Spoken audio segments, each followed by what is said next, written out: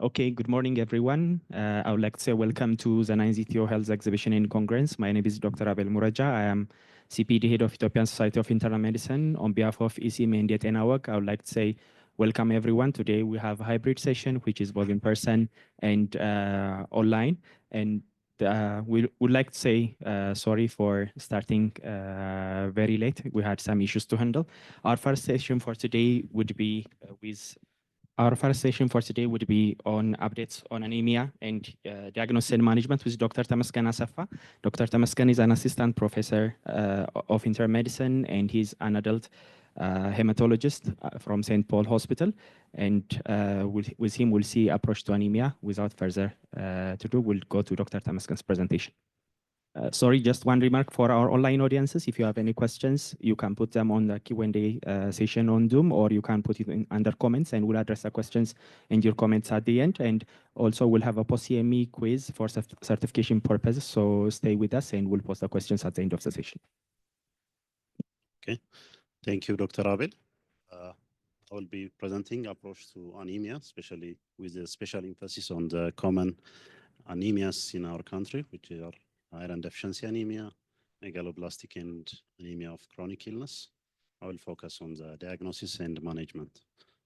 So these are the outlines of my presentation. So to start with, the definition of anemia. Anemia defined by the WHO as a reduction in one or more of the red blood cell measurements obtained as part of the complete blood count evaluation. These are the hemoglobin concentration, hematocrit, or RBC count. So the WHO define anemia in males as a hemoglobin count of less than 13, and in females, a hemoglobin count of less than 12 grams per deciliter. But generally, anemia should be defined based on the population average hemoglobin value, and it is defined based on that. If there is a drop in 2 standard deviation from the population average, it is defined as anemia, because the hemoglobin values vary depending on the type of population we are dealing with. So it can be anemia can be a true anemia, which is a reduction in RBC mass and with a normal plasma volume. But there are certain conditions in which the hemoglobin value could be reduced falsely, which is pseudoanemia or dilutional anemia, which is not actually a true reduction in RBC cell mass, but because of the increase in plasma volume, the hemoglobin, hematocrit, and also the RBC count could be lower. So this can be seen in cases where the plasma volume is increased, like pregnancy, in patients with volume overload, like heart failure patients, and also other volume overload states. We may see this pseudo or dilutional anemias. These are the normal RBC parameters that you all know. So when we diagnose anemia, we need to know exactly what kind of patients we are dealing with, because normal hemoglobin and hematocrit values could be variable in certain populations because of their risk factors, the environment they are living with, and also their cardiovascular status. Their normal hemoglobin value could be variable. So in special populations, when we define anemia, we need to be cautious, especially in patients living at high altitude. Their baseline hemoglobin or hematocrit value could be higher because of the hypoxia in those environments. So we need to have a serial measurement of their CBC parameters to define anemia in this kind of population. Smokers, the same reason, because of the chronic hypoxia they are having, they could have a higher baseline hemoglobin and hematocrit values. In populations, African Americans, because of the high incidence of genetic diseases affecting the hemoglobin, these individuals could have a lower baseline hemoglobin and hematocrit values, and also because of the high incidence of nutritional deficiencies in this population, they could have a lower hemoglobin and hematocrit values. And in areas where there is a high incidence of chronic disease, so their baseline hemoglobin and hematocrit values could be lower. In older adults, again, because of the comorbidities and the reduction in the erythropoietin production and their bone marrow function, their baseline hemoglobin value could be lower in athletes because of many reasons. Their baseline hemoglobin value could be variable. In some who are using the hormonal treatments like EPO, their baseline hemoglobin value could be higher. But because of athletes with endurance exercise, because of the intravascular hemolysis, they could have a lower baseline hemoglobin value. So when we diagnose anemia in these kind of populations, we need to know their sequential measurements of their hemoglobin, hematocrit, and RBC measurements as well. So when we see the epidemiology globally, anemia most commonly affects children under the age of 5 and also pregnant women have the high incidence of anemia. So in the WHO report, 40% of children under the age of 5 have anemia, and the anemia incidence in pregnant women accounts for around 37% in pregnant women, and 30% of women who are non-pregnant between the age of 15 and 49 are affected by anemia. And WHO regions of Africa and Southeast Asia are the most commonly affected for obvious reasons. These are the areas where the anemia is commonly seen. So these are the from the WHO map showing the global burden of disease and the anemia prevalence in different regions of WHO. As you can see, the Africa and the Southeast Asia are commonly affected per 100,000 population, their population. When we see anemia in Ethiopia, from the Ethiopian Demographic and Health Survey, again, anemia is very common in children under the age of 5, and the national prevalence in these children accounts for around 56% of under 5 population have anemia. And the next is the women of reproductive age between the age of 15 and 49. The prevalence is 23%, and adult men have anemia prevalence of 18%. And in a population-based study done in different regions, around 6 regions, which this is a study done in 2022. And again, the anemia prevalence they found was around 17% among women and 8% among men and 22% among children in Ethiopia. So, and the common cause of anemia they identified was folate deficiency, iron deficiency, and infections, chronic infections, especially malaria, is common contributors of anemia in our population. So still anemia is very prevalent in our population.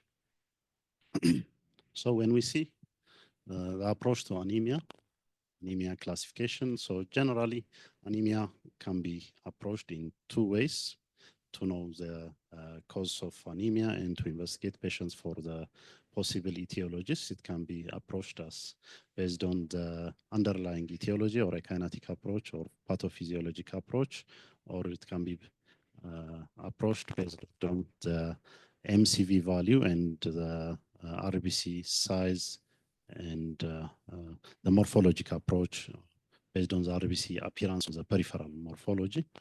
So based on the pathophysiologic approach, anemia can be classified. It could be because of an impaired erythrocyte production, or it could be because of an increased RBC loss, either because of blood loss or because of the hemolysis in with a reduction in RBC survival. So the impaired erythrocyte production, the differentials are vast. So these are primarily, mainly occurs because of a reduction in RBC production from the bone marrow. Either it could be because of the primary marrow disease or because of deficiencies in the essential nutrients that are important for the production of RBCs or because of a reduction in the hormone essential for RBC production, which is erythropoietin. So this anemias characterized by a reduction in the reticulocyte count because of a reduction in the RBC production from the bone marrow, and the bone marrow fails to respond appropriately due to either primary marrow disease or absence of this essential nutrients. The other part, as I have said, is because of increased blood loss, which could be an acute blood loss or a chronic blood loss. Patients with chronic blood loss actually, in the long run, because of activation of the compensatory mechanisms, they mainly present with iron deficiency anemia, but patients with increased blood loss, the bone marrow tries to respond, and patients could have an elevated reticulocyte count. The other cause is because of an increased RBC destruction, which is hemolytic anemia. So the hemolytic anemias, there are a vast differential diagnosis for this, but generally the bone marrow tries to respond for the increased destruction of the RBCs. So patients are characterized by an increased reticulocyte count in patients with hemolysis. The other important classification is the morphologic classification. So anemia generally is classified based on the peripheral morphology appearance of the RBCs and RBC indices on the CBC profile based on the MCV. It can be classified as normocytic, normochromic, or microcytic, hypochromic, and macrocytic anemias. So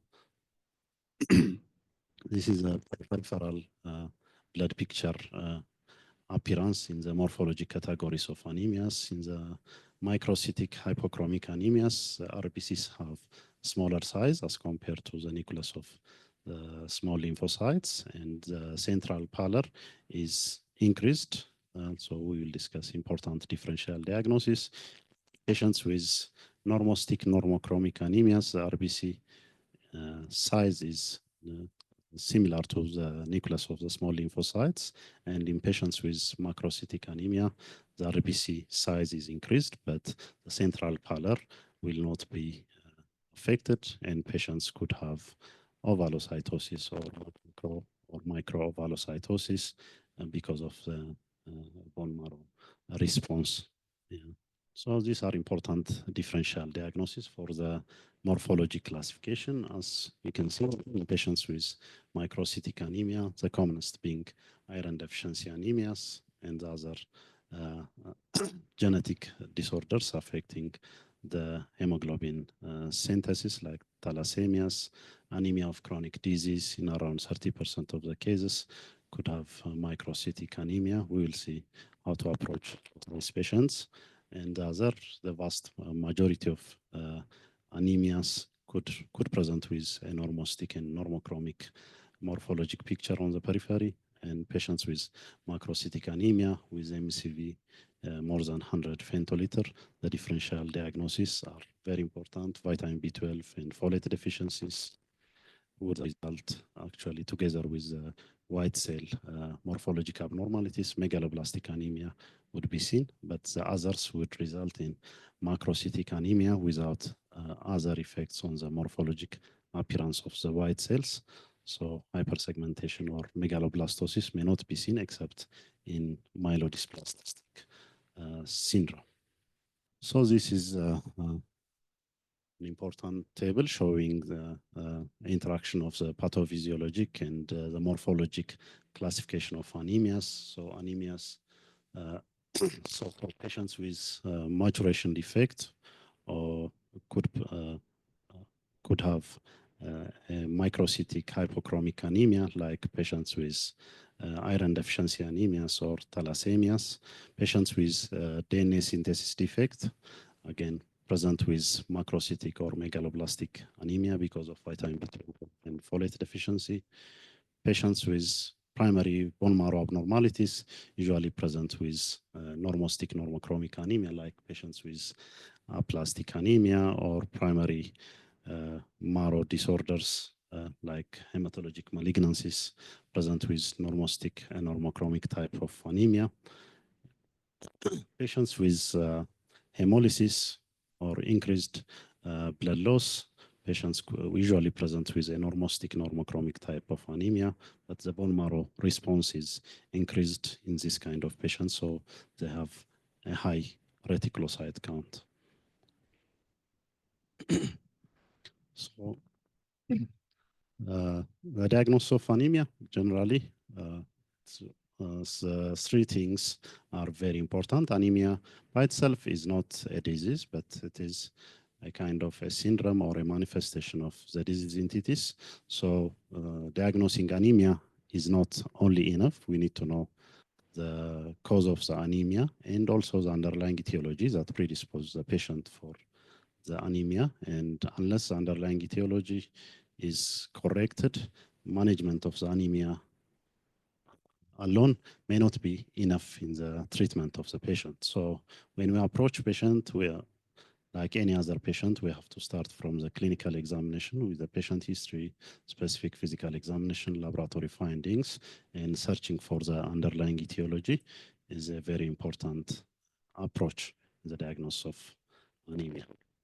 So we have to, historically, the sign and symptoms of anemia, which most of us is familiar. So the signs of the symptoms and signs of anemia depends on the how rapidly the anemia is developing, and also the cardiovascular, the hemodynamic status of the individual, the degree of tolerance of the reduction in the hemoglobin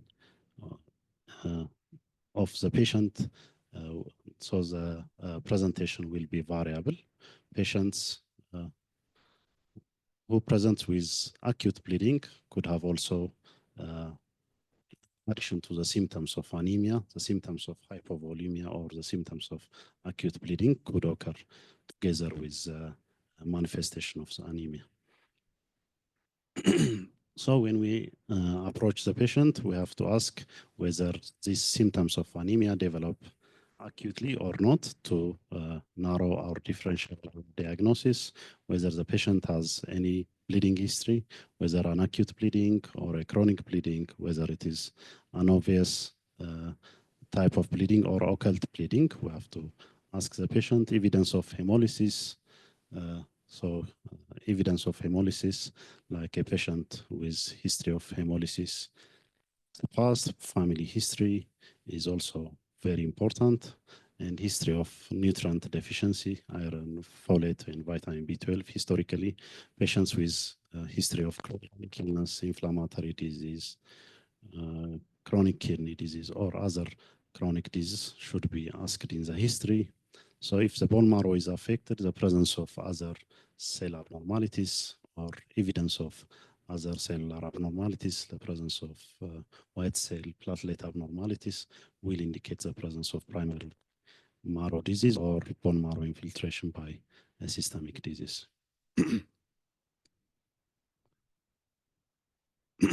So in the laboratory evaluation, we have to start from the complete blood count. So in the complete blood count, we have to see the red cell parameters, the red cell count, hemoglobin, hematocrit, and the red cell indices, and the white cell with differentials and the platelet count need to be analyzed carefully.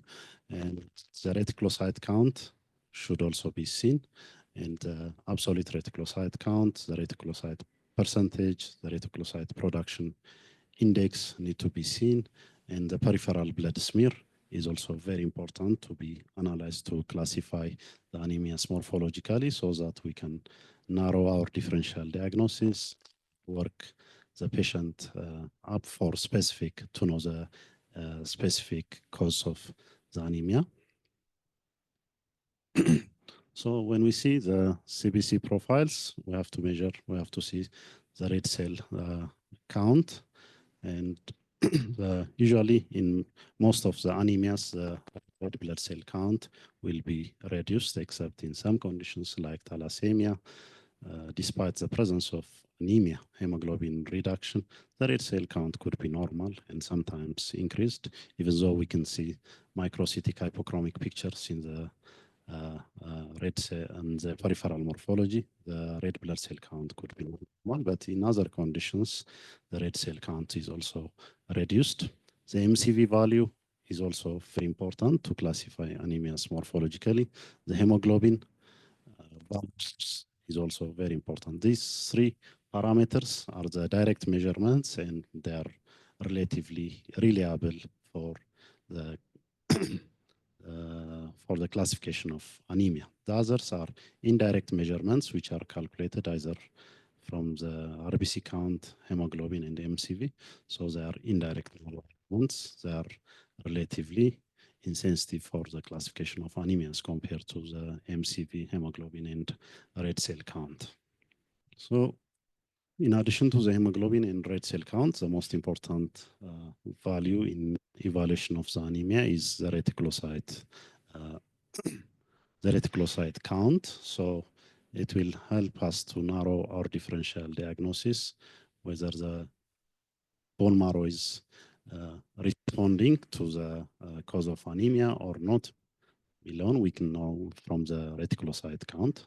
So when we assess the reticulocyte count, we need to consider the characteristics of reticulocytes. These are immature red cells produced in the bone marrow and usually increased in response to the presence of anemia. So it shows the bone marrow response to the presence of anemia. So they usually are increased in patients with hemolysis and patients with blood loss. The bone marrow tries to compensate for the reduction in the peripheral red cells because of destruction or blood loss. But in patients with nutrient defects or primary bone marrow abnormalities, the reticulocyte count could be reduced because the bone marrow will not be functioning properly. And when we analyze the reticulocyte count, the absolute count may not be as such reliable because the bone marrow response is variable depending on the degree of anemia and the rapid development of anemia. The retic response will be variable. So when we use the reticulocyte parameters, what's reliable is reticulocyte production index, which shows the percentage of the reticulocyte count, which is corrected for the level of anemia and as well as the correction factor, which shows the level of decrement of the anemia and also the days that these reticulocytes are produced in the bone marrow. Ideally, in the normal conditions, the reticulocytes usually stays in the bone marrow for 1 day and also in the periphery for 3 days. But when there is a need for the bone marrow to respond, they can be rapidly released from the bone marrow for the correction of the anemia. So the variables or the parameters of the reticulocyte should consider this variability of the bone marrow response. So they can be variable depending on the degree of reduction of the anemia as well as the rapidity of development of the anemia. So based on this, so if the reticulocyte production index is 2.5, so that means the bone marrow response is reduced, we can consider as a primary nutritional deficiencies like iron deficiency, vitamin B12, folate, and copper deficiencies should be our differential, and also primary marrow defect, either because of bone marrow suppression or primary marrow disorders, are important differential diagnosis.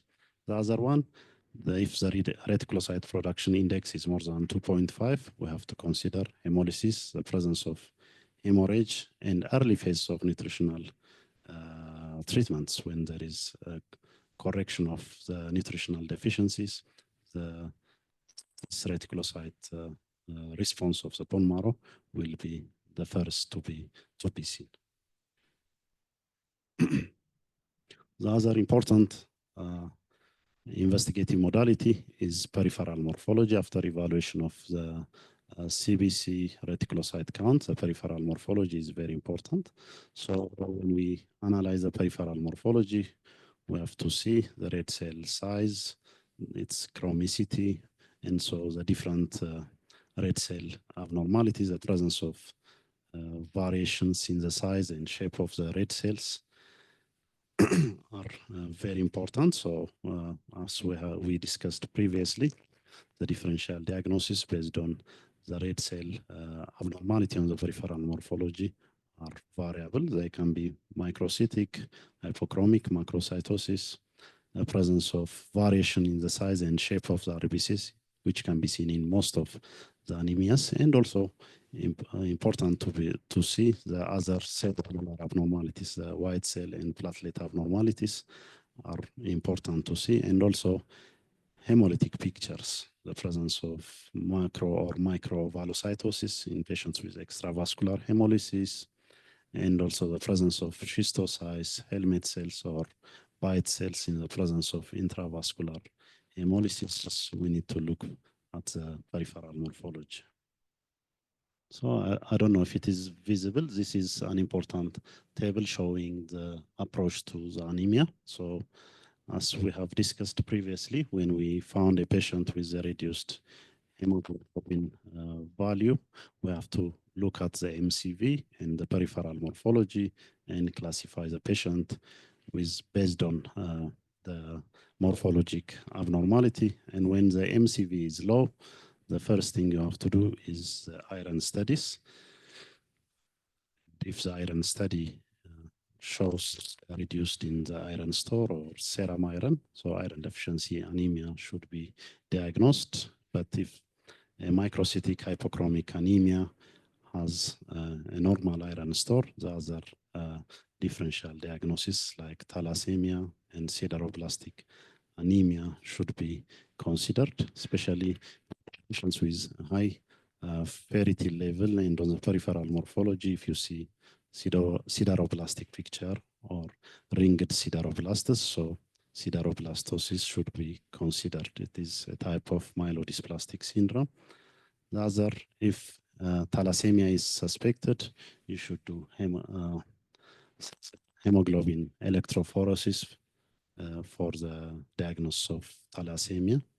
And in patients with anormostic normochromic anemia, important differential diagnosis are early iron deficiency anemias and anemia of chronic disease. So you have to evaluate. So based on the pathophysiologic approach, the important cause of anemia. And the other in patients with macrocytic anemia, if the MCV value is more than 100, and if you find on the peripheral morphology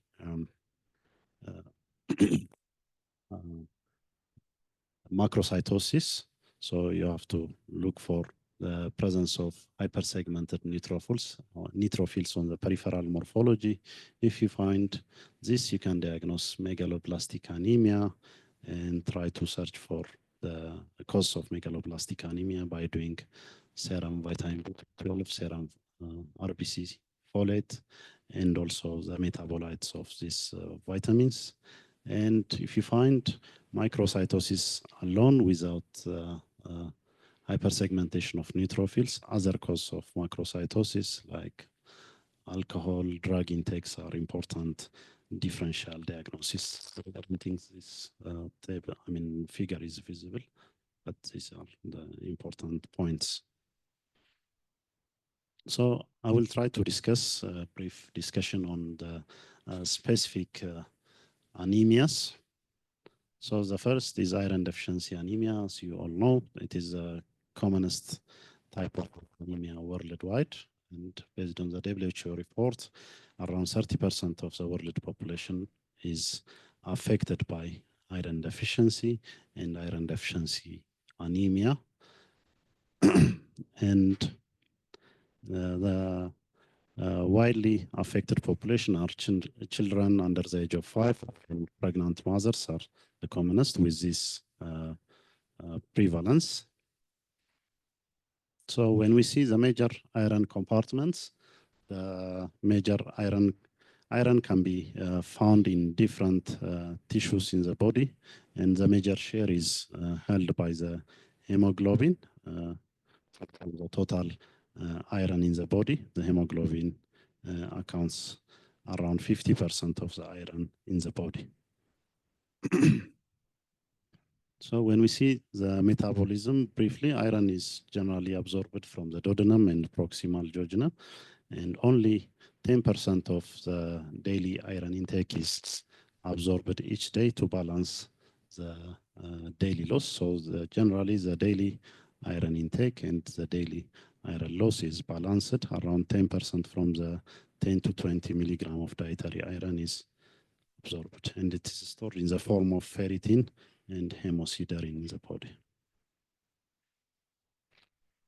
So when we see the cause of iron deficiency anemia, it can be because of increased iron, decreased iron availability, or it can be because of increased iron need, or it can be because of increased loss is the commonest cause, especially in adult population.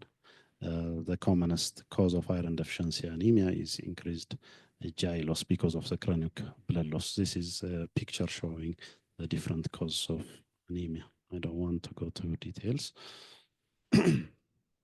So the development of iron deficiency anemia generally pass through 3 stages. So the first is the depletion of iron stores. When the body is deficient with iron, the first to occur is the depletion of the iron stores. Then the second stage is a compromised iron delivery to the tissues.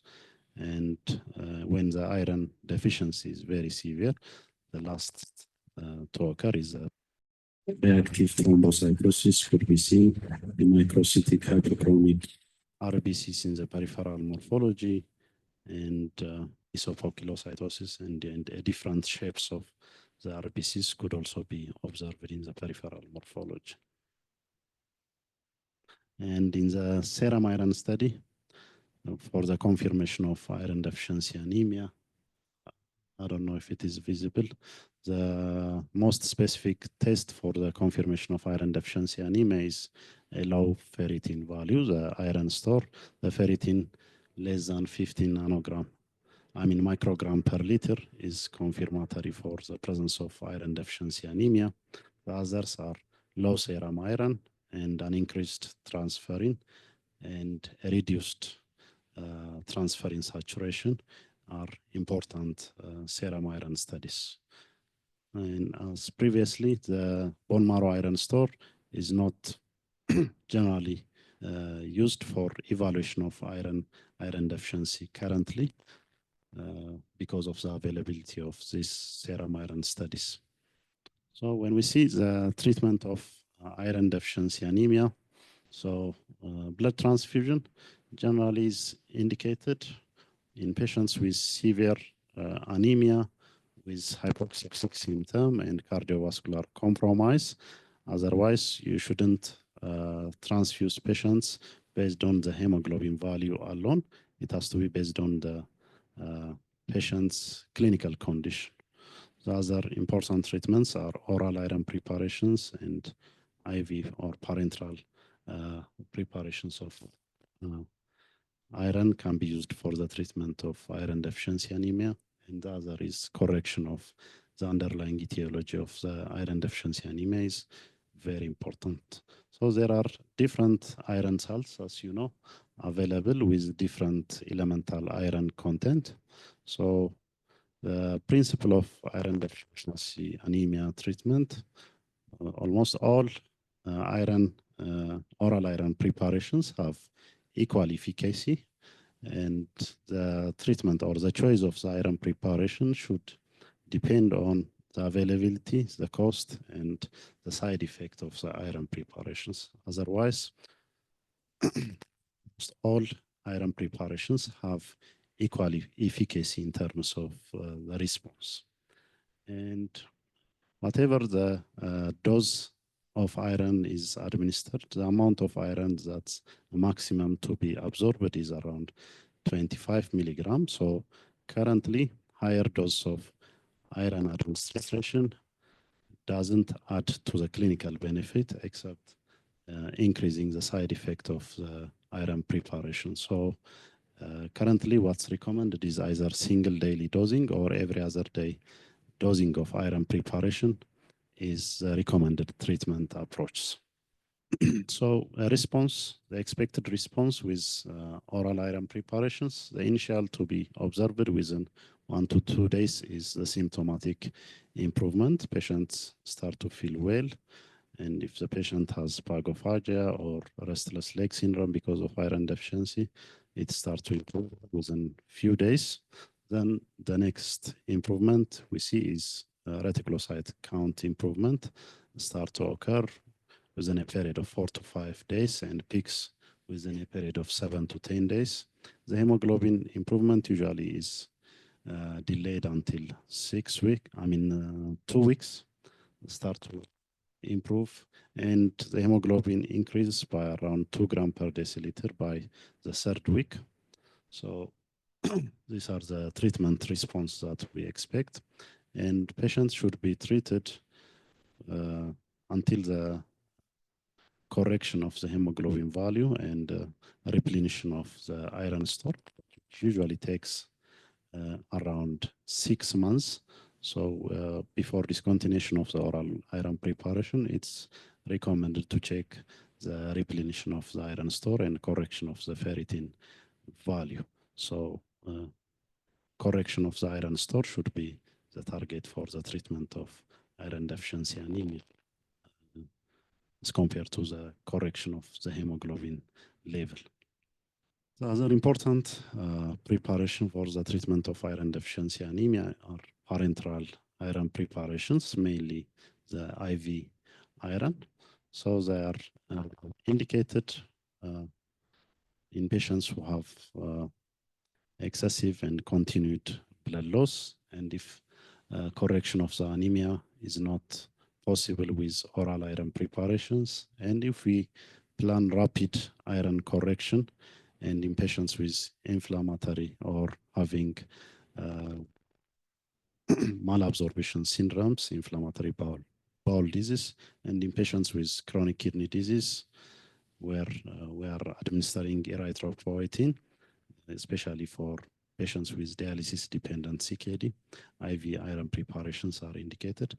Currently, also the IV iron use should also be considered initially in some populations like patients with older age, where you might think patients could have poor tolerance to the oral iron preparations, and patients with pregnant mothers where the oral iron preparation intolerance is higher.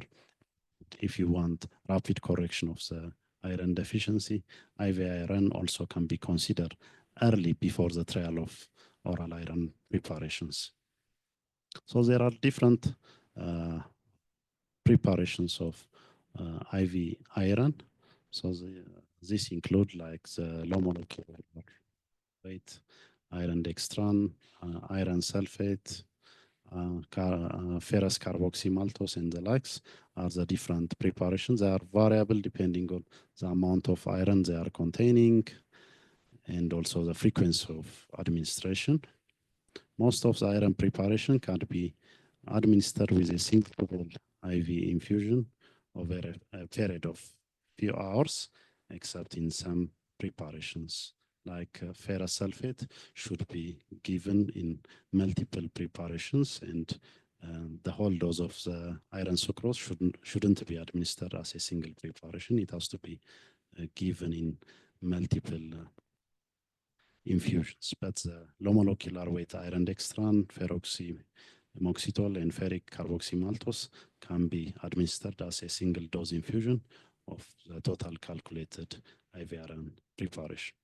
Test dose previously for the high molecular weight dextran were routinely recommended, but currently with the newer IV iron preparations, the test dose is only indicated if patients have sensitivity to any of the iron preparations previously, or if they have other drug allergies, but otherwise routine test dosing is not currently recommended before giving iron preparations.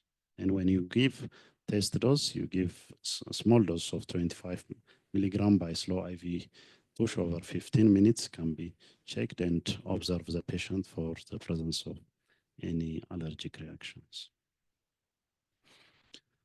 The other important cause of anemia is anemia of chronic disease, which we usually encounter and sometimes might be difficult to differentiate from iron deficiency anemia.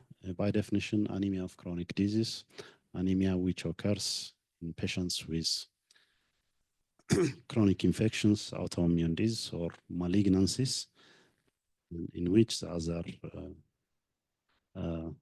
cause of anemia is excluded, but it can co-occur with other nutrient deficiencies, especially iron deficiency anemia, and there is also a place of iron deficiency in the pathophysiology of anemia of chronic disease. So the pathophysiologic mechanisms for the occurrence of anemia of chronic disease are different, especially there is abnormality in the iron metabolism because of an increased hepcidin, which is an acute phase reactant, and it decreases iron absorption from the GI and also release of iron from the storage reticuloendothelial system. And there is also shortened RBC survival, increased hemolysis because of the cytokines, and also reduced RBC or iron release from the reticuloendothelial cells is also important pathophysiologic mechanisms. Other important pathophysiologic mechanism is, especially in patients with CKD, impaired EPO production from the kidney, and also impaired response of the marrow for the erythropoietin are important pathophysiologic mechanisms for the anemia of chronic disease. So for diagnosis, we have to have high index of suspicion for presence of anemia of chronic disease, and the iron studies are very important in addition to the routine evaluation for anemia. So usually in majority, 70% of the cases, it is a normostic normochromic type of anemia. And to differentiate from iron deficiency anemia, we have to see the iron studies and reticulocyte count. The retic count is usually low in patients with anemia of chronic disease. And in the iron study, we expect the ferritin to be higher, but the other iron study parameters are either low or normal in patients with anemia of chronic disease. That helps us to differentiate from iron deficiency anemia. In iron deficiency anemia, the most specific test is a low ferritin value. But in patients with anemia of chronic disease, because ferritin is an acute phase reactant, we expect to be increased in anemia of chronic disease. But the other iron study parameters like the serum iron transferrin are either low or normal in anemia of chronic disease. So treatment-wise, treatment of the underlying disorder is usually the most important thing in anemia of chronic disease. Usually patients have a milder form of anemia. So with correction of the underlying chronic disease, the anemia we expect to be improved. But in patients with concomitant iron deficiency, iron supplementation can be considered. But when we start iron treatment, we have to wait for some time until the infection or the inflammatory condition improves, because iron could be used as a substrate for bacterial overproduction, so it might worsen the inflammatory or infectious condition. So iron supplement in patients with concomitant iron deficiency, in patients with anemia of chronic disease, should be delayed until the improvement of the chronic, the infectious condition. The other important treatment modality is EPO, especially in patients with low EPO level. We can consider either erythropoietin or darbepoetin can be considered in patients with dialysis-dependent CKD, chemotherapy-induced anemia, and some patients with before elective surgery.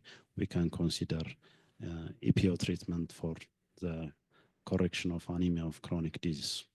The response we expect in patients with anemia of chronic disease, the hemoglobin improvement is expected to occur after 2 weeks of the initiation of treatment, and the correction of the hemoglobin will usually takes around 6 to 8 weeks, and we have to target a normal hemoglobin value once we start treatment in patients with anemia of chronic disease. The other common anemia that we encounter in our clinical practice is a megaloblastic anemia. Megaloblastic anemia is defined because of the deficiency of folate and vitamin B12 deficiency, and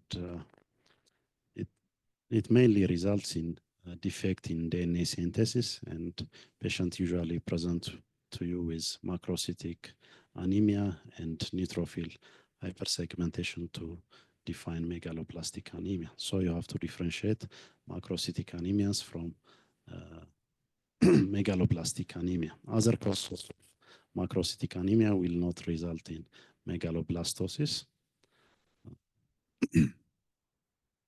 So megaloblastic anemia is mainly because of folate and vitamin B12 deficiency. So the folate and vitamin B12 mainly participate in pure pyrimidine synthesis, and they usually serve as a coenzyme for this purine and pyrimidine synthesis. So if there is a defect or a deficiency in these enzymes, so the DNA maturation is affected. The first to be affected are the red cells, then the other cell lines, and also other cells in other systems like the neurologic systems or the cutaneous manifestations could also occur when there is a deficiency in the folate, especially vitamin B12 deficiency, because this enzyme is also important in their function. So the source of this folate and vitamin B12, mainly, as you all know, vitamin B12 is gained from animal products, but folate can be found from animal as well as plant products.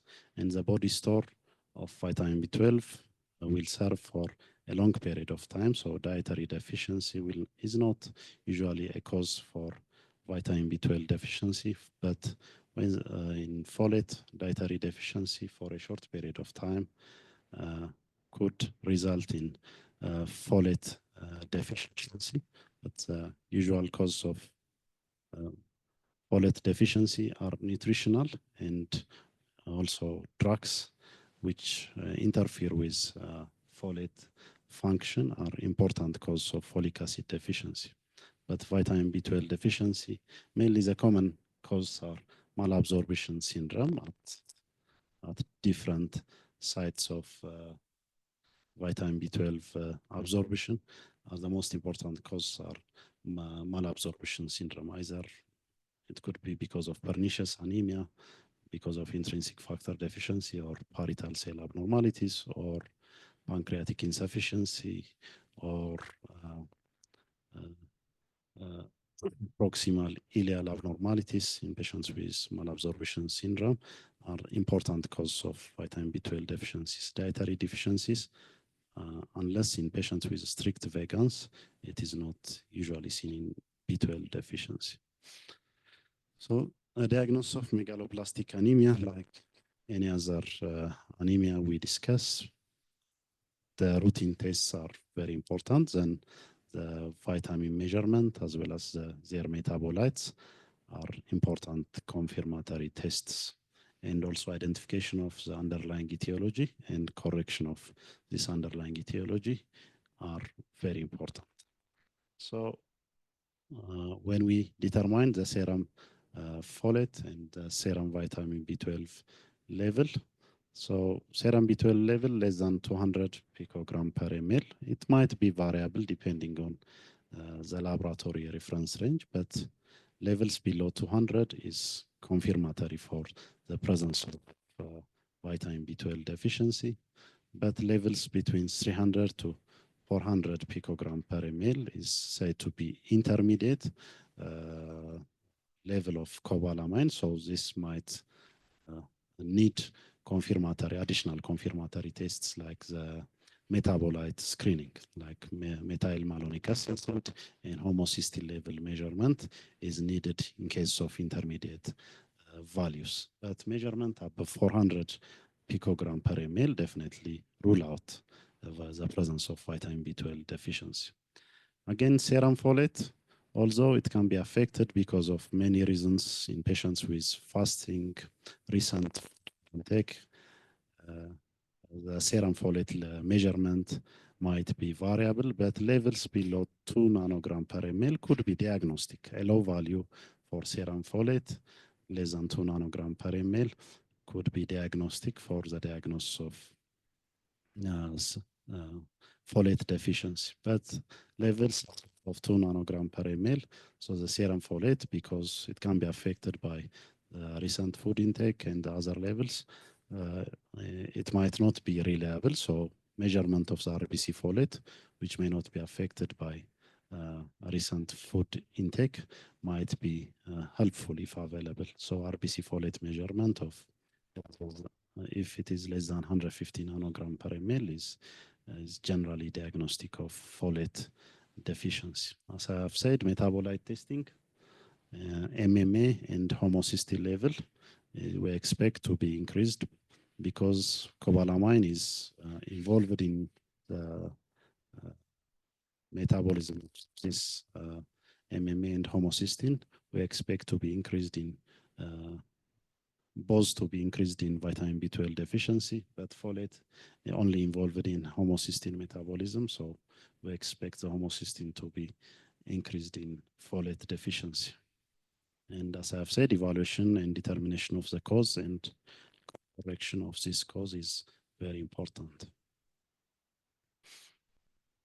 So treatment-wise, so replacement of these vitamins, generally folic acid in the dose of 1 to 5 milligram per day orally is a treatment, and it has to be continued until replacement or normal serum level of folic acid. Usually takes 6 months for so measurement of the serum folate or RBC folate after treatment is helpful for discontinuation of folic acid in patients who have continuous hemolysis and having inherited hemolytic anemias where folic acid deficiency could be continuous, or patients having malabsorption syndrome where the folic acid level may not be corrected, the treatment of folic acid can be prolonged.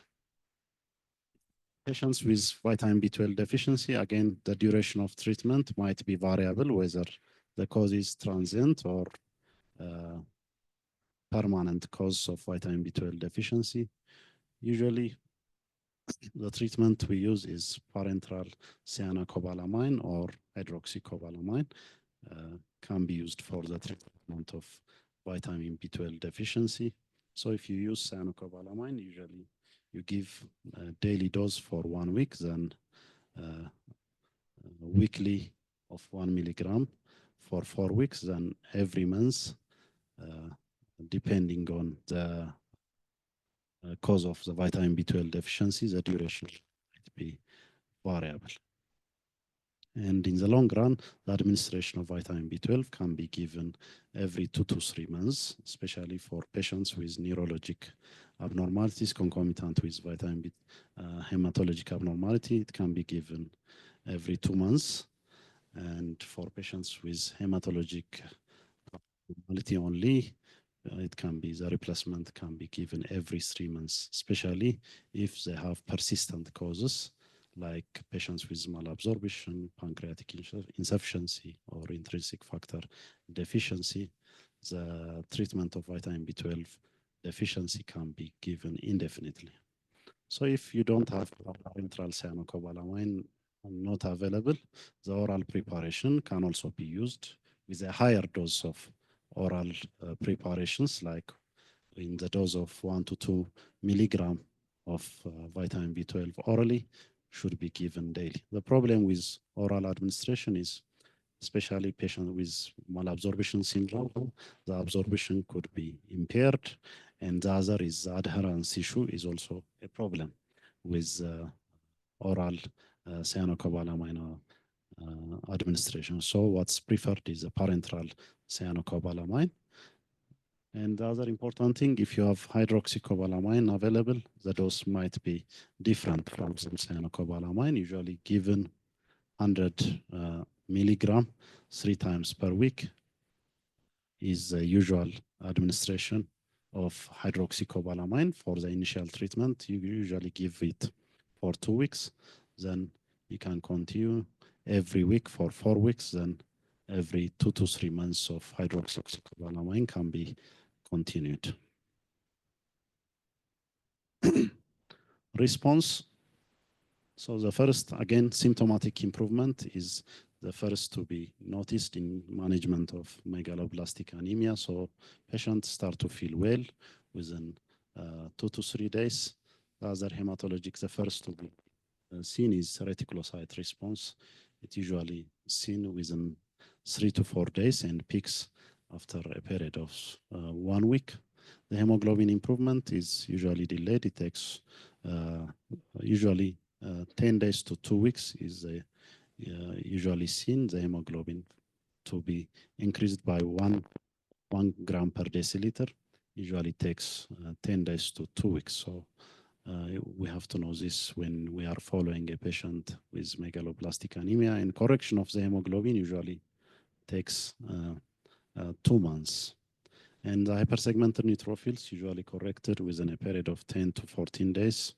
And the neurological abnormality in patients with cobalamin deficiency is usually delayed. It starts to occur after a period of 3 months, and it might be delayed up to 12 months. So we have to know this when we are treating cyanocobalamin deficiency with neurologic abnormality. So early discontinuation, the vitamin B12 treatment may be deleterious, especially in patients with neurologic abnormalities. Prevention or regular administration of vitamin B12 may be recommended for patients who are at risk of deficiency, especially patients with strict vegans. They should be supplemented with vitamin B12 regularly, like every 2 to 3 months.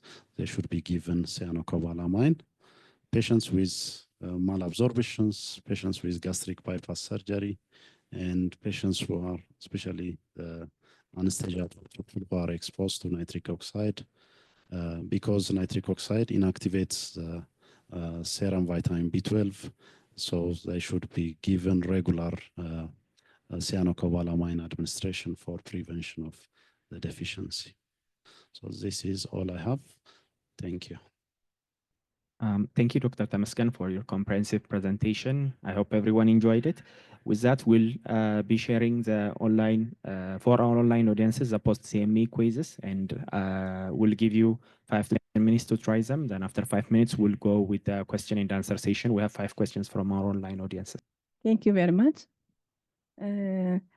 This might be very important for you youngsters who are not, I think, maybe you didn't go to the rural regions where parasite infestation is very common, like hookworm, which decreases the hemoglobin very, very much, like 2 to 3. But people are really living and coming to you by their own. And now, hookworm is the commonest parasite, which causes this, severe, very severe anemia.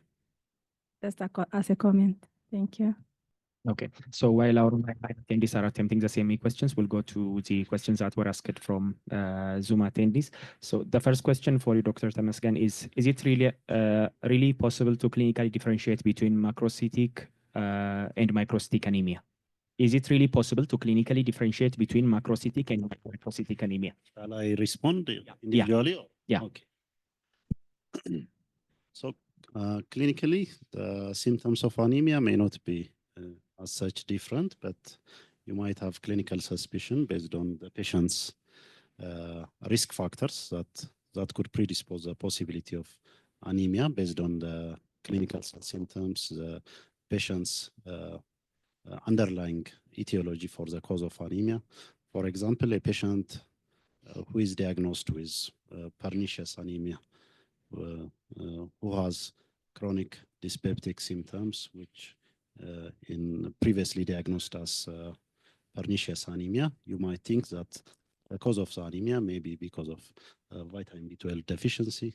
In a patient who has, for example, colonic C having chronic blood loss or bleeding peptic ulcer disease, or as our attendees is saying, a patient in rural areas who has a chronic lower GI bleeding, you might think that this patient could have a possibility of iron deficiency anemia in the, from your clinical suspicion. Otherwise, the confirmation should be based on your laboratory parameters with evaluation of the CBC, the RBC indices, the peripheral morphology, and then confirmation of the etiology of anemia from the serum studies of iron studies, serum vitamin B12, serum folate studies will help you to differentiate. Otherwise, might be the clinical symptoms might be similar in most of the time, or if we take the symptoms of anemia alone. Okay, thank you. The second question reads, why is reticulocyte count not commonly done, and is hypersegmentation only found in megaloblastic anemia? Why the reticulocyte count is not commonly done, which I have difficulty to answer, it might be expensive, and the usual CBC machines we are having don't measure the reticulocyte count, so it might need specialized machines for the reticulocyte measurements. And in the peripheral morphology also needs specialized staining for identification of the reticulocyte on the peripheral morphology, which we don't have. The supravital stain is needed for identification of the reticulocyte count. But in the GIMSA staining, we can have although it's not clearly seen in with the GIMSA staining, we can have suspicion of the reticulocytes based on the peripheral morphology appearance, like the red cells with no central chromicity appearing ovalocyte-like and irregular borders of cytoplasm, cytoplasm, and also polychromasia. This can be suspected from the peripheral morphology, but for exactly identify the reticulocyte, you need a supravital stain and also a specialized machine to measure the reticulocyte level. So probably the machine might be expensive, which I'm not sure to answer this one. Why megaloblastosis is seen only in or hypersegmented neutrophils seen in vitamin B12 and folate deficiency, because mainly the serum, cobalamin and folate are important for DNA maturation. So the other cause of macrocytic anemia, they don't affect the different levels of, for example, if you take drugs, they only affect the folate metabolism. They may not affect the cobalamin metabolism. So the folate metabolism or the coenzyme that's used by the tetrahydrofolate may be compensated by the adenosylcobalamin and also methylcobalamin abnormalities. But in patients with deficiency of vitamin B12 and folate, so they affect the DNA maturation at different stages of maturation, or the different enzymes are affected which are helpful for DNA maturation. That's okay, thank you. The third question reads as, for which type of patients do we give pre and post transfusion diuresis, and is it recommended, and how much is the dosing? Generally in transfusion, in the principle of transfusion, as much as possible, compound transfusions are recommended.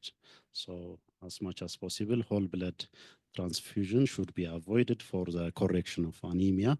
So only whole blood transfusion used if you don't have components available, like packed RBC, or if you want for plasma expansion or for the emergency conditions in patients having blood loss. So diuresis is only might be indicated in patients who are transfused with whole blood or plasma components, in whom you want to be cautious for the possibility of fluid overload. So patients having cardiovascular compromise or at risk of fluid overload, you might give pre-transfusion diuresis. Usually the dose is 20 to 40 milligram bolus of furosemide can be given pre-transfusion. Thank you. The next question: for how long shall we wait for iron supplementation in case of anemia of chronic disease due to chronic infection? Is there any cutoff or ideal time? In principle, the iron supplementation, what is said is should be delayed until correction of the infectious or inflammatory conditions, because iron can be used as substrate for bacterial multiplication. So until correction of this infectious condition, we should delay the iron treatment if the patient has concomitant iron deficiency. But the exact time might be variable depending on the conditions that the patient is having. So there is no specific cutoff period for initiation of iron. So if you are sure that the infectious condition is corrected, you can start the iron treatment right away. We have a few more questions. Place of iron supplement in patients with megaloblastic anemia, and is it justifiable to supplement vitamin B12 during pregnancy? Supplementation of iron in patients with megaloblastic anemia.